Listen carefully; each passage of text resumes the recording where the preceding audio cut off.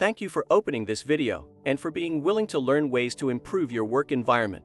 In this video, we're going to talk about internal customer service and how important it can be to rebooting our work relationships, one interaction at a time. Together, we will guide you for the next few minutes as we discuss who our customer is, why customer service is important, and we'll go over some of the basics. We'll also talk about understanding what an internal customer is and how we can start treating those coworkers like our customers and the incredible impact that can make. So let's start at the beginning. Who is your customer? I find it helpful to think of customers as being in two groups. Group 1 are those folks who benefit from the services you and your organization provide. So for most of us, that's our patients, clients, or participants. They are why we are here. We call this group our external customers. The second group of customers are the people we get to work with to make these services possible. These are our coworkers. Because they are inside the organization, we call them our internal customers. Now that we know who our customers are, we're going to talk a little about why customer service itself is important. We've all had a bad customer service experience. One that's so disappointing that it makes you want to never go back and tell the whole world all about it.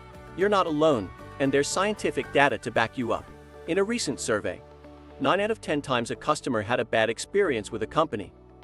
The customer looked for somewhere else to go, and customers are twice as likely to share a bad experience with their friends in social media.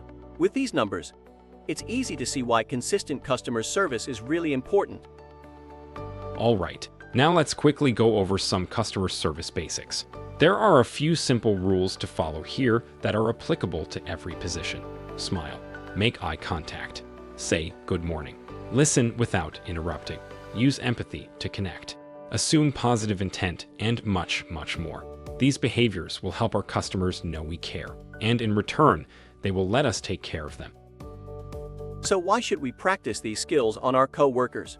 The answer is more simple than you might think.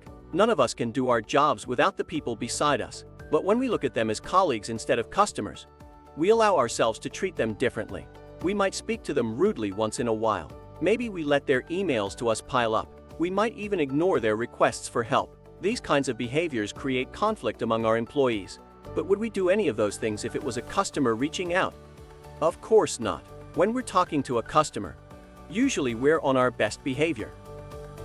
So, what good would come if we started treating our coworkers like customers? Let's take a look at the science.